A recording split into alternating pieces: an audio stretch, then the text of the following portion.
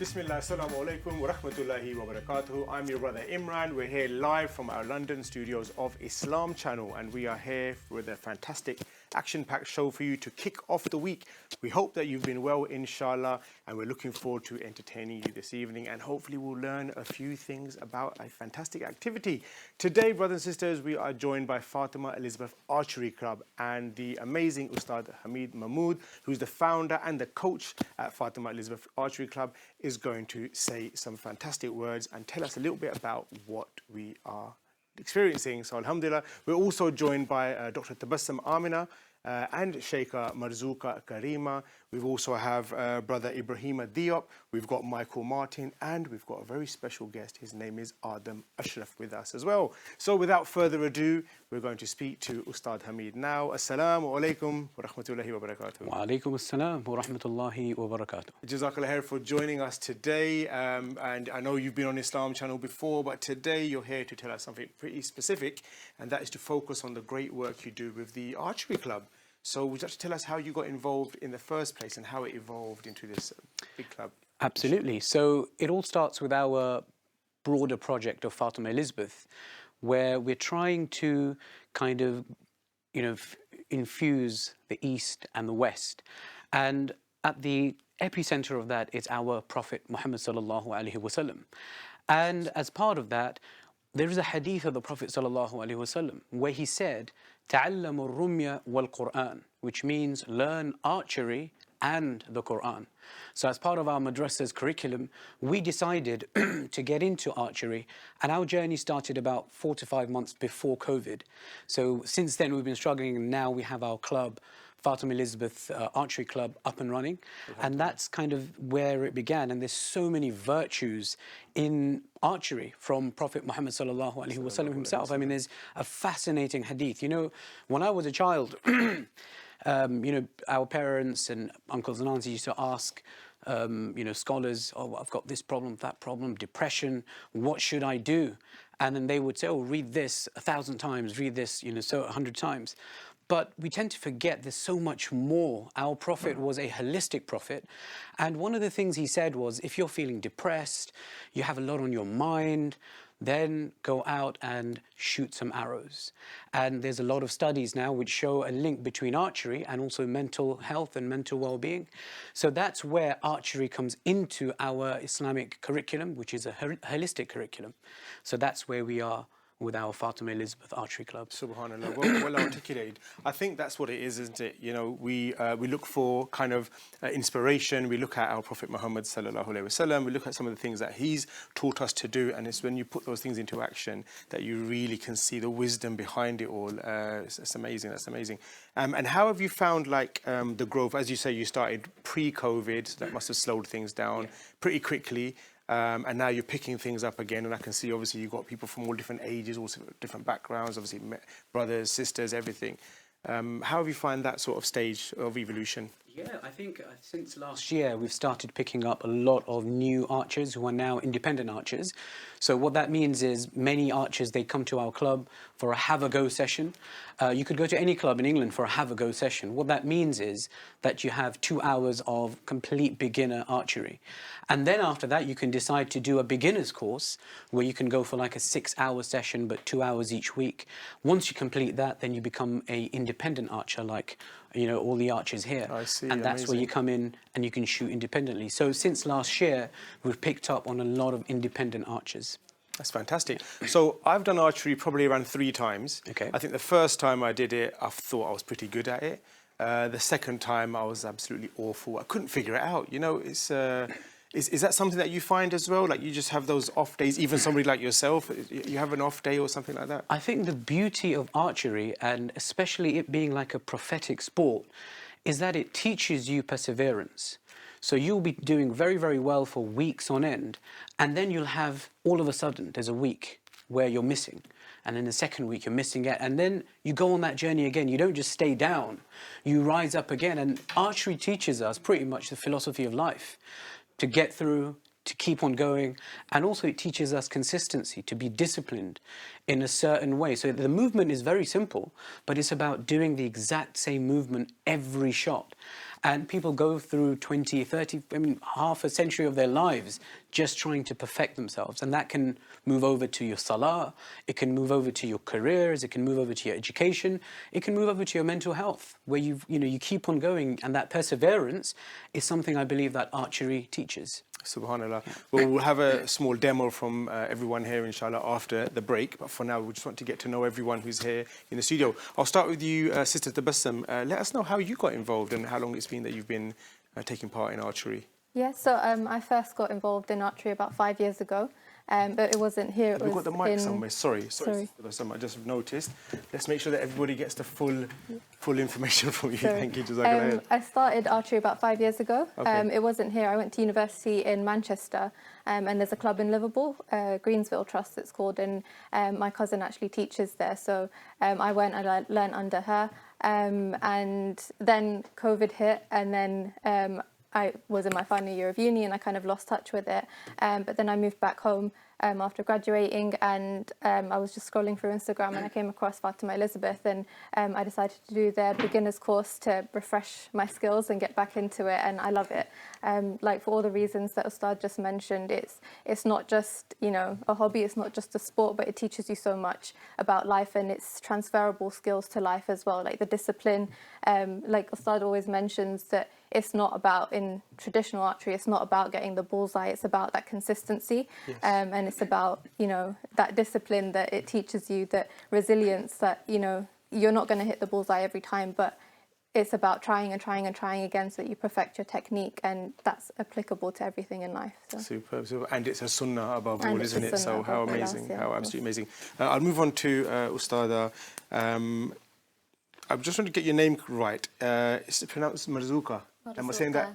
Yeah? Yes, Marzuqa. Where are you from originally? Where's that? Originally Bangladeshi. It's, Okay.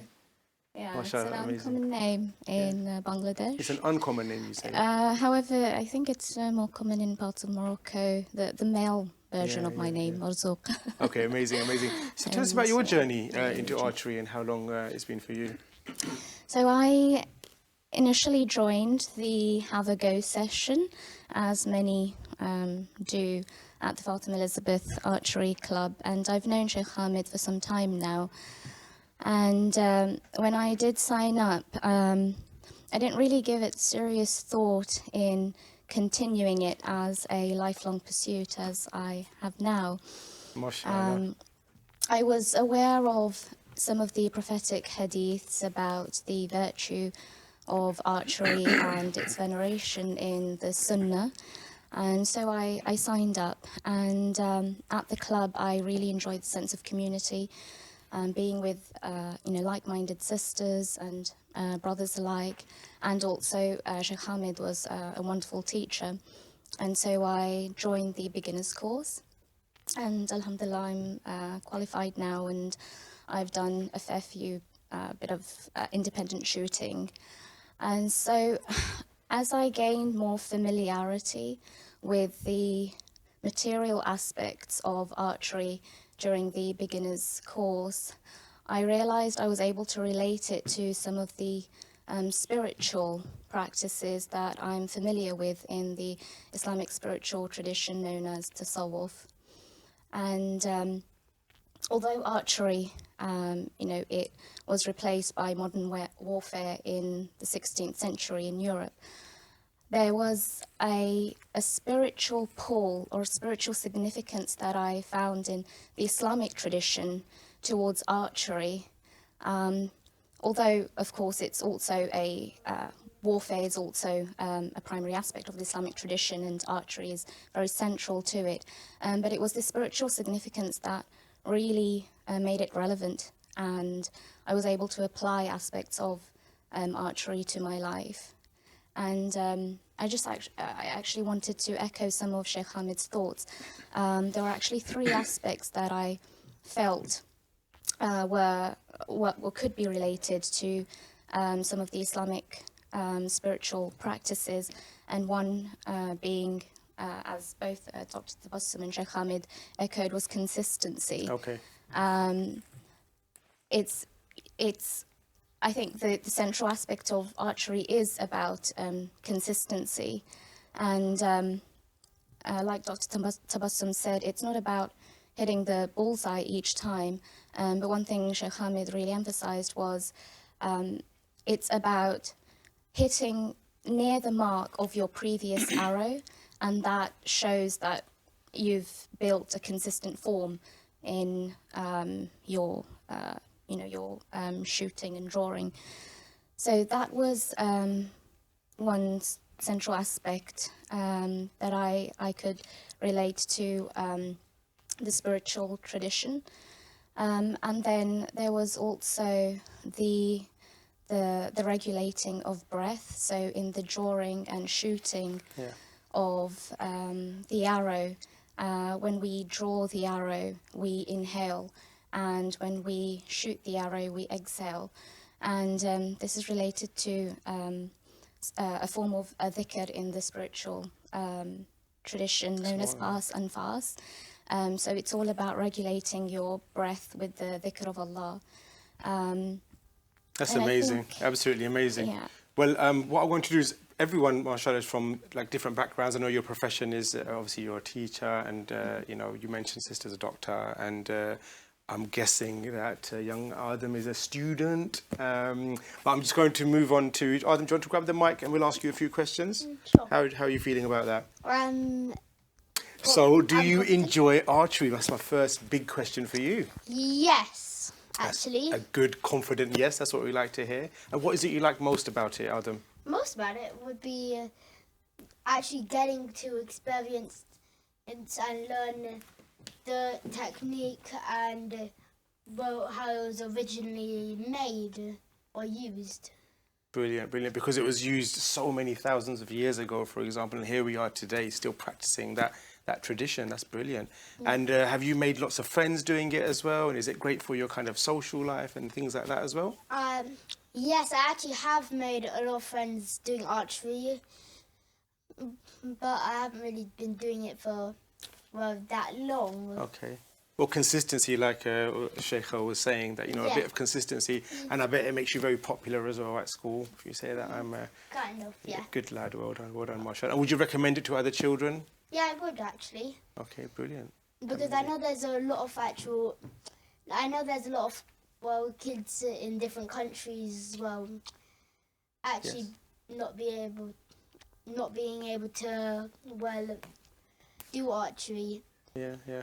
Well, actually, I think, like, remembering when I was a child and sometimes going back to Pakistan and places like that, especially when you go to rural places like the villages, kids would make, toys and games out of anything. So I'm pretty sure I remember kids making, a bow and arrow out of, like, trees and twigs and branches and things like that. So I've seen that before. Yeah, you've seen it before as well. Pretty creative. If you want to pass the mic over to Michael. Thank you. Great to have you on the show. So, Michael, tell us a little bit about yourself, your background, and how you got involved. Well, I got involved in archery. Well, I went on holiday to Indonesia, and there was an archery club there, and so I tried it there. Excuse me. Yeah. And you got a bullseye on your first shot, did you? I wished I had. No, as they said, practice. It is practice, practice, practice. Getting the form right, twitching little bits of how you control your body to do the shooting. I'm only a beginner, so it's all new, but Hamid has made me very welcome. He makes everyone welcome at his club, and it's very enjoyable. So there's good energy around. Yeah, good energy. You're learning a lot. Yeah, and, I just like shooting targets. Yeah, you can't shoot anything else. Amazing. Well, I think the thing as well is, like, again, we go back to, like, historically, and obviously it's not just for warfare, it's also for hunting, isn't it, for example? Yeah. So it must make you feel, like, quite confident, not to say we're going to go out hunting in London, but the fact is that, it's just it's a life skill. Yeah, it is, yeah. Eye-hand coordination, yeah. So it's good. It's good fun. Brilliant. And would you recommend it as well to, like, friends and family? I recommend this type of archery. It is fun and it's different, yeah. So are you guys doing this like outdoors or in the fields as well? I'm assuming, do you do a bit of indoor, a bit of outdoor? Well, it all depends on the weather in England. So so mostly we're indoors. Yeah. But during summer we do come outdoors, and we also encourage NFAS, which is the National Field Archery Association, where you can go into clubs which are in the forest. So you have 3 targets. So we do recommend and push our archers to go to that as well. What's the most like exciting place that you've held like an archery session? Company of 60 is a brilliant, NFAS archery club. They have 4 different courses where you can go. It takes about a couple of hours to do each one.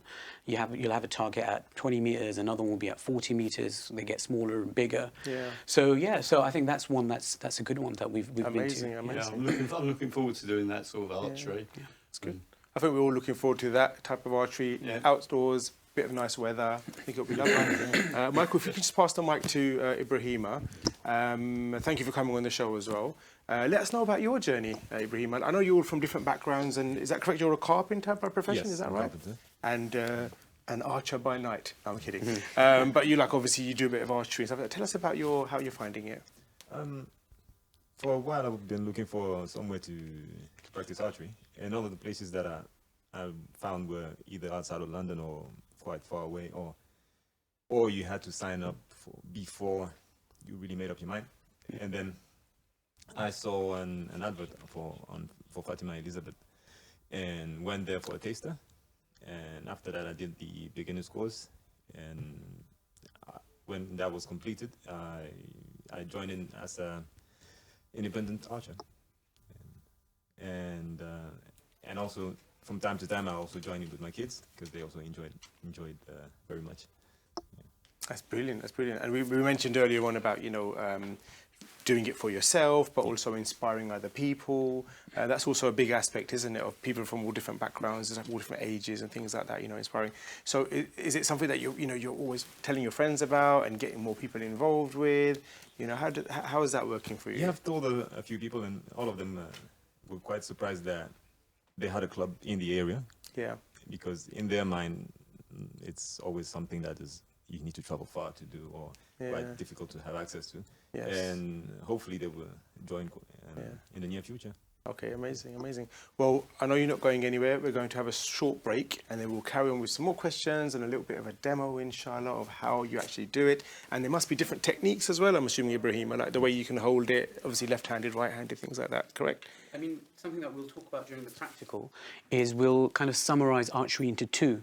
One is more kind of Eastern archery and one is Western, or Mediterranean and thumb. Okay. And we'll talk about where Muslim or Islamic archery comes into that, but also English archery and where they fall under that. So we will show that later on. We'll look forward to that, inshallah. Okay, brothers and sisters, so don't go anywhere. We're going to have a short break and we'll be back soon, inshallah.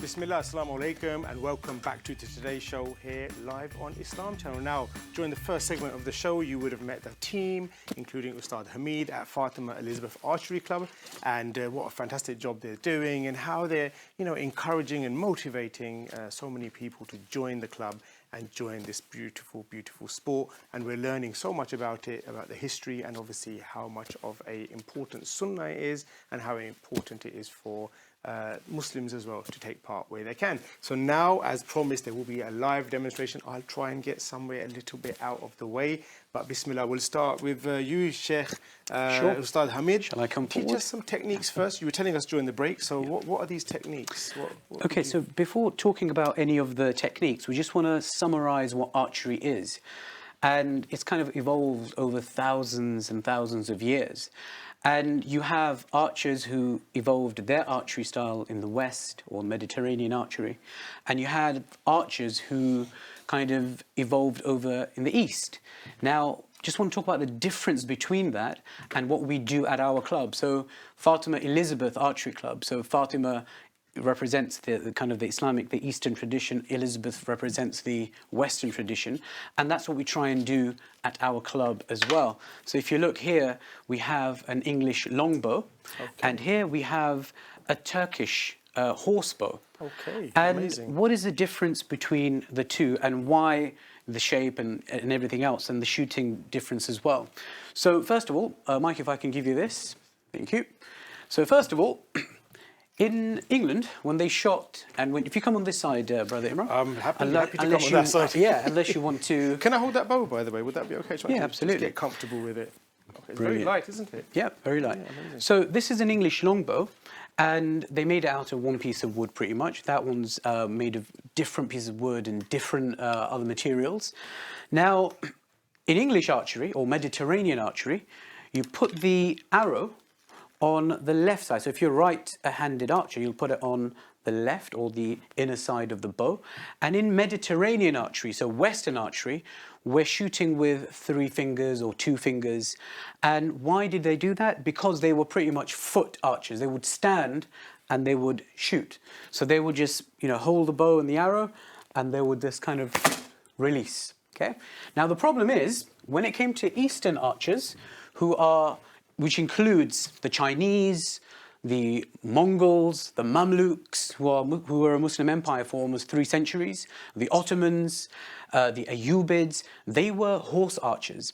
Now, why can't you shoot like this when it comes to horseback archery? So first of all, your bow is too long. It's going to continuously hit the horse. Yes. But secondly, if you're using your fingers, this would happen on a horse. Okay, your arrow would continuously move. So what the Eastern archers did, they got a bow far smaller. Like this? Like this, absolutely. And instead of having the arrow on the inner side or the left side of the bow, because again, even if your bow is short, this would still happen, okay? You could kind of put your finger there to stabilize it, but there's too much going on. All the Eastern archers did in the early part of the evolution of archery was put the arrow on the other side, okay? And rest the arrow just on between your thumb and your index finger like this, okay?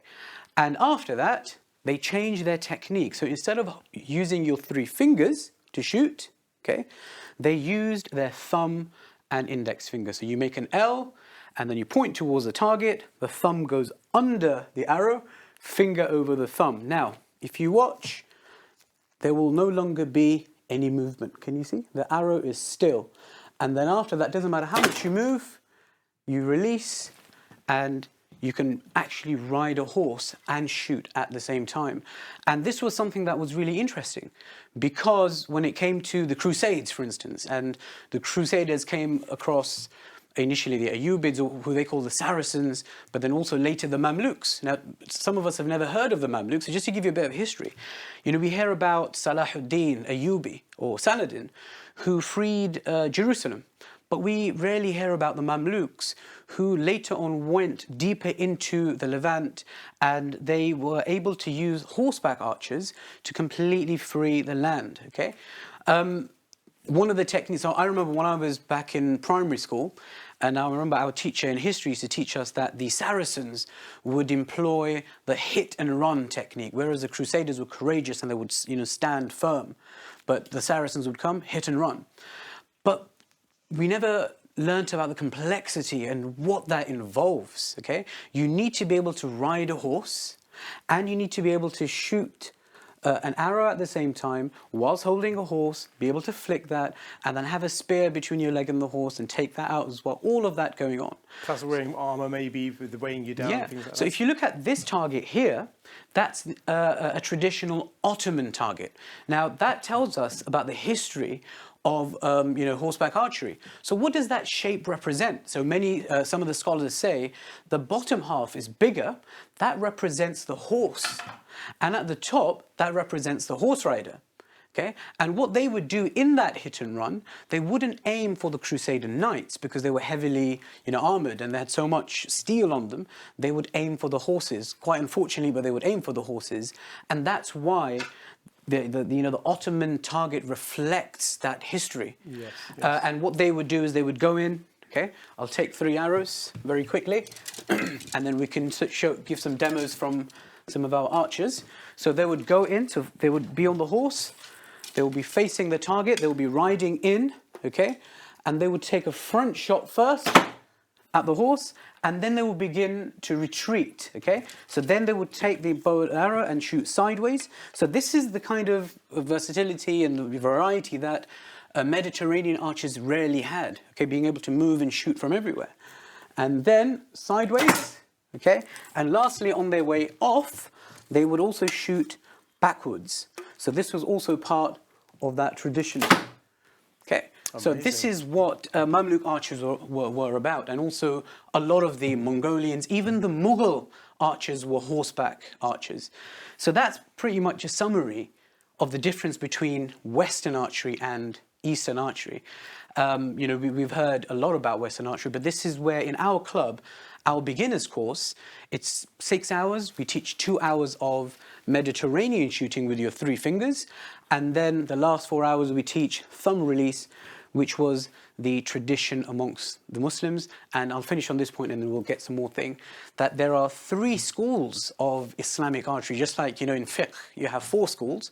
In Islamic archery, there are 3 schools. That's how developed Islamic historic archery is. We have the school of Abu Hashim, we have the school of Abu Ishaq, and we have the 3rd school as well of Abu Tahir al-Balkhi, who was from Afghanistan.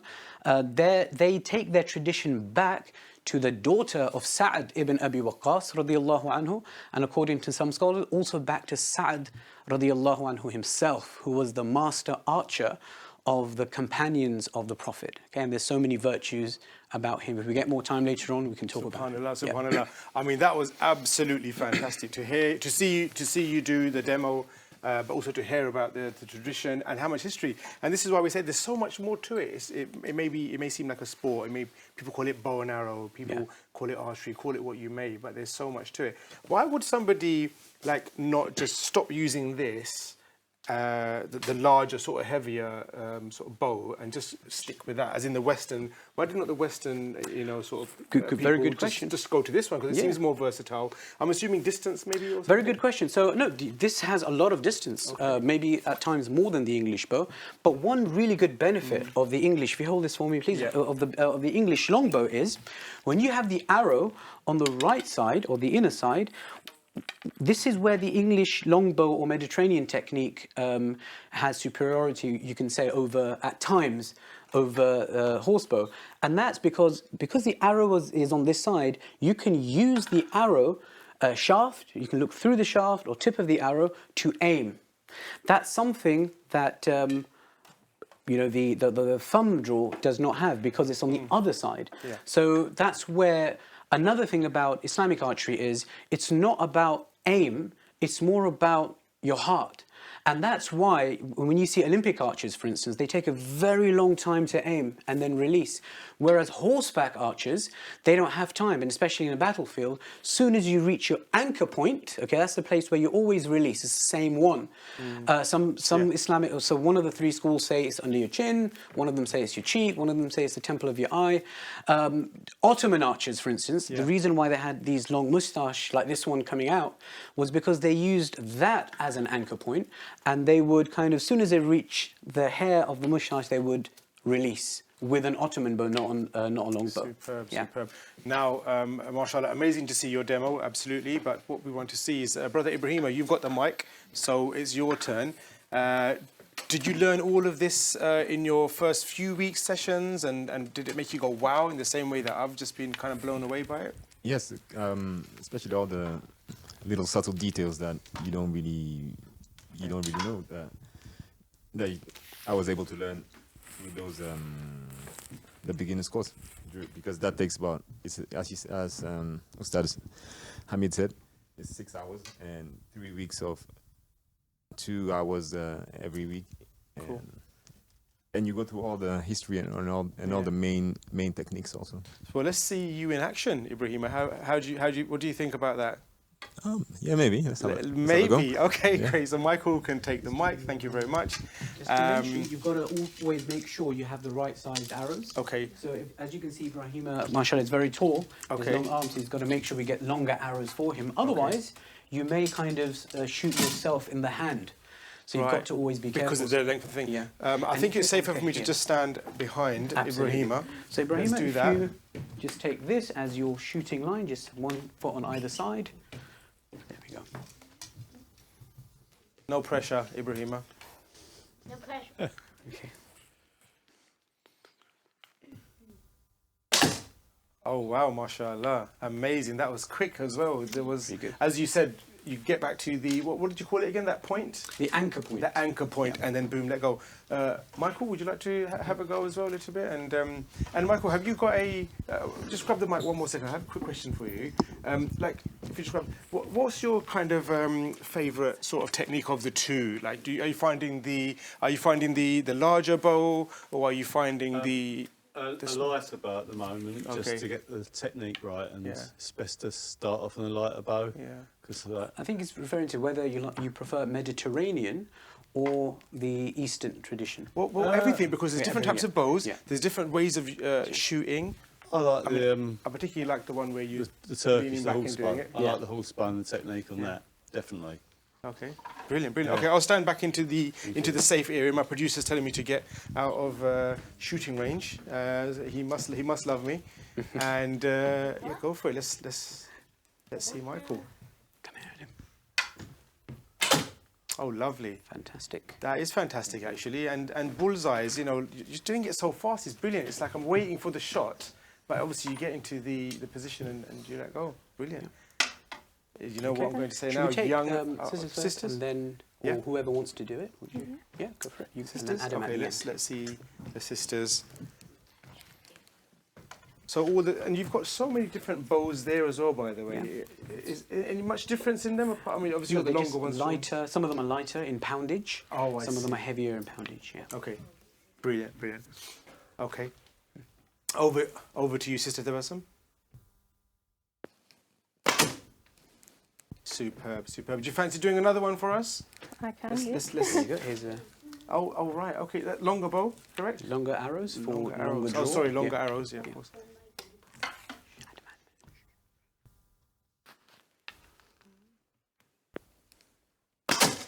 Beautiful. Yeah, that's amazing. Fantastic. And who would like to go next? We want everyone to have a go before absolutely. the show is over. One arrow, inshallah. Yeah, let's do it. Yeah. Brilliant. Okay, I'll step out of the way. That's the Shaykha shooting line. Marzuqa. Yep.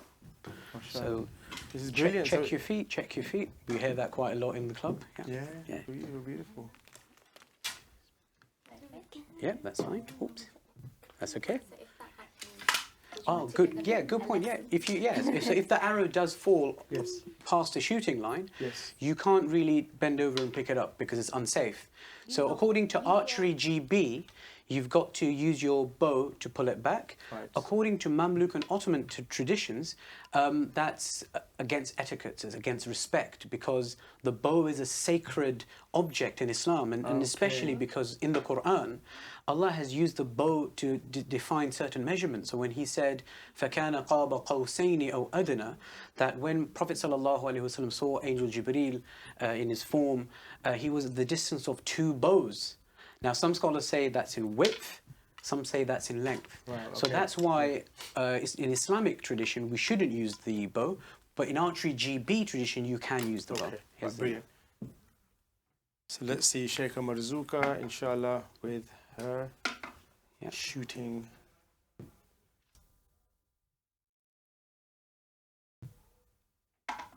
It's okay.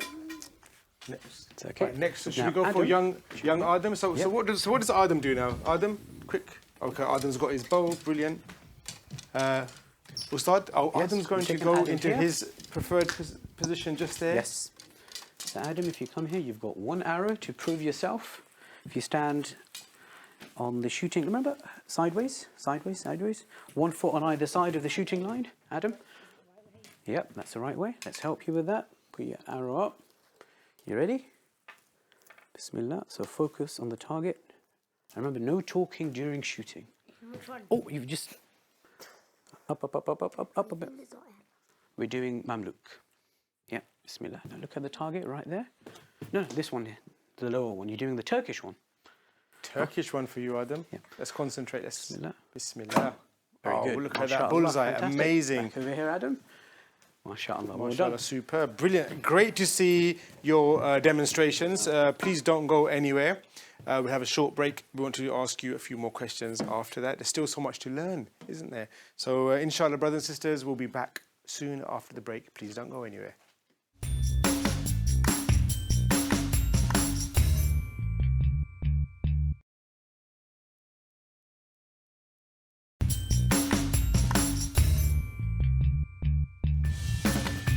Assalamu alaikum. Welcome back to the Today Show here on Islam Channel.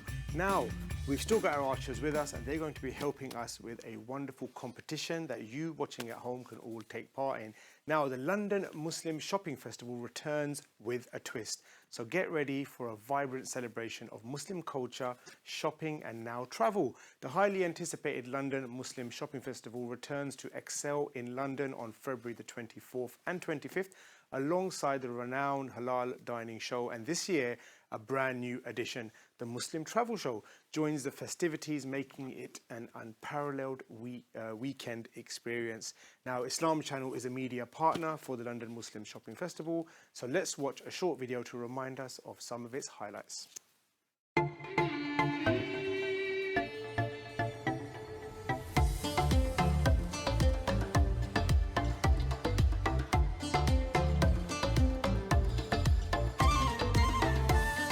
It's an absolutely fantastic event, and that's why we come every single year. The amount of people that come to the Excel Centre, I mean, the Excel Centre is like huge, and it's a very popular event, and we just wanted to engage with the customers. This is the biggest event I've been to, and I already feel like it's gone a leap forwards. So there's been much more than I anticipated. Can't wait until tomorrow. It's been really good today, it's been really busy, but we haven't had a moment to sit down, so that's always a good thing, and we had empty shelves which we just had to stock up. It's a really unique opportunity in that sense to meet customers, building that network which otherwise I don't get to meet those type of people. It's definitely come, Yeah, definitely come.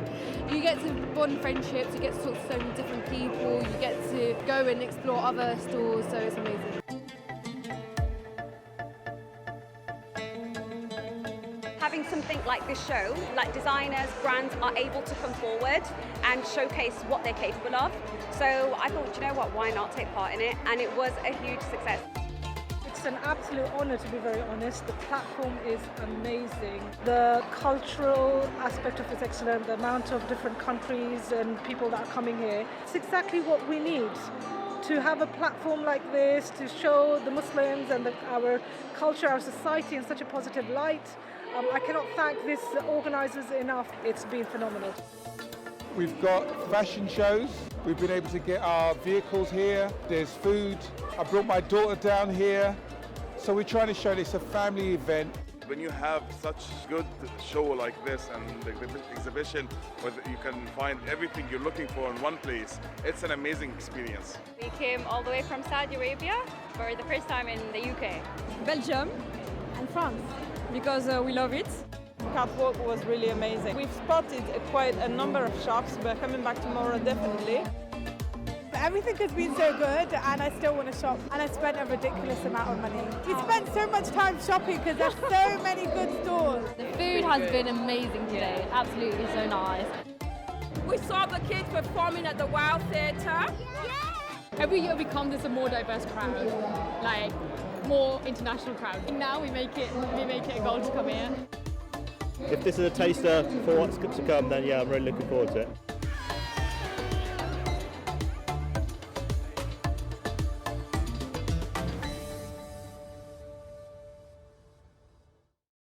Wow, mashallah, that looks absolutely brilliant. I'm sure you'll agree. And we saw some familiar faces to the Islam Channel studios here. Brothers and sisters, start dialing in now, because here's the icing on the cake. We're giving away 3 pairs of tickets to this amazing event. And all you need to do is call in and give us the right answer to this question. There will be another question and another question after if it's needed. Now, you need to call 0203 011 5786 0203 011 5786. Now, question number 1, start dialing in, brothers and sisters, is what is the common name for a Middle Eastern breakfast dish that includes eggs baked into tomatoes? What is the common name for a Middle Eastern dish which includes breakfast and that includes egg baked into tomatoes? If you know the answer, call us 0203 011 5786 and you could win a pair of tickets to the London Muslim Shopping Festival. And your options are, could it be falafel?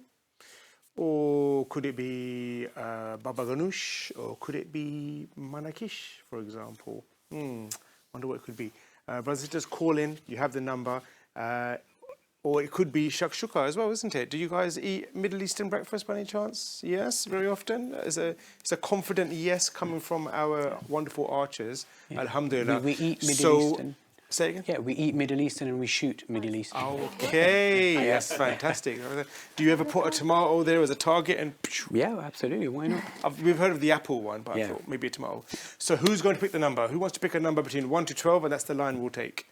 Adam has his hand raised. If you can just pass the mic over to Adam, please. So Adam, if you could pick a number between 1 and 12, please. 1 and 12. Yes. 7. 7, lucky number 7. So our producers, number 7, please. Who's on line number 7? Assalamu alaikum. Walaikum salam. MashaAllah, what's your name and where are you calling from? Abid. Abid. MashaAllah, Abid, jazakallah khair for calling into the show. So do you know the answer to this question? What is the common name for a Middle Eastern breakfast dish that includes eggs baked into tomatoes? Falafel. What did you say, sorry?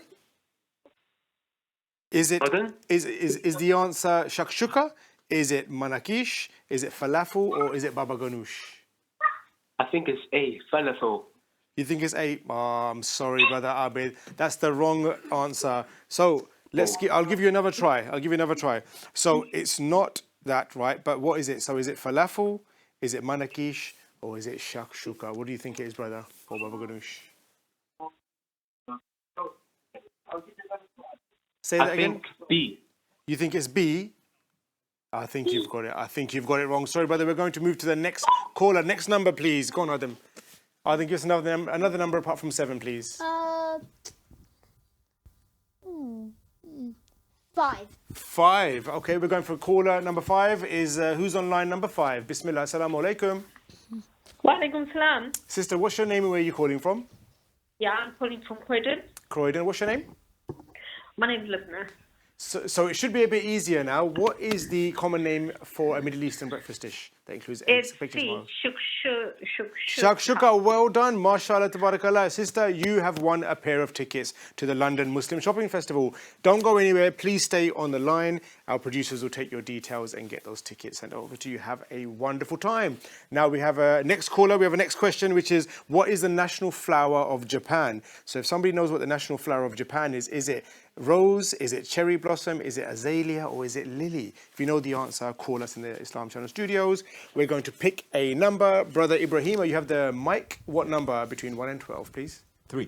3. Okay, we're going for the odd numbers this evening. So line number 3, Bismillah. Assalamu alaikum. Assalamu alaikum. Wa alaikum assalam. What's your name and where are you calling from? Samia.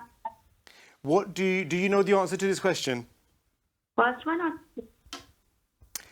What's the national flower of Japan? Is it lily, rose, azalea, or cherry blossom? Cherry blossom. MashaAllah, amazing. Very confident answer. Amazing. Well done. Sister, who are you going to go with? Our daughter. Your daughter. So you won a pair of tickets. I'm sure you saw the video a short while ago. A really fantastic event. Great for the family. Stay on hold. Don't go anywhere. Our producers will take your details and get those tickets to you. Now, we have one last opportunity for anybody waiting on the line. How many days does it take for the Earth to orbit the Sun? A tricky one. How many days does it take for the Earth to orbit the Sun? Is it 365? Is it 364? Or is it 363? Let's see who's going to get an opportunity to win the last pair of tickets. Inshallah, Sister Tabassum, what number would you like to pick between 1 and 12? I'll go even this time. We'll go 8. 8. Caller on the line number 8. Who's there on caller number 8? Assalamu alaikum. Assalamu alaikum. Wa alaikum assalam. Muhammad, what's the answer? What's the answer to how many days does it take for the Earth to orbit the Sun? 365. Amazing, the right answer. Well done, you've done your homework, you've done your homework. So you've won our last pair of tickets for today. Who are you going to go with, brother? With my son. With your son, amazing. That's what we like. Keep it in the family. This is brilliant. Have a fantastic time. Jazakallah for calling in. All the winners who have won a pair of tickets to the festival, stay on the line. Make sure you stay on the line, and our producers will take your details, inshallah. And of course, congratulations. Well done. We'll see you there, inshallah. Jazakallah khair to our beautiful guests. Thank you so much for coming on the show. We look forward to having you on the show again, and we want to see you next level up, becoming teachers maybe. You know, you could become instructors. Hey, how about that? Sounds good, Adam? I think Adam's thinking. Okay, so Jazakallah khair. We'll see you again soon. Jazakallah khair, brothers and sisters, for joining us on the show. We'll see you again, same time, same place tomorrow, inshallah. Assalamu alaikum wa rahmatullahi wa barakatuhu.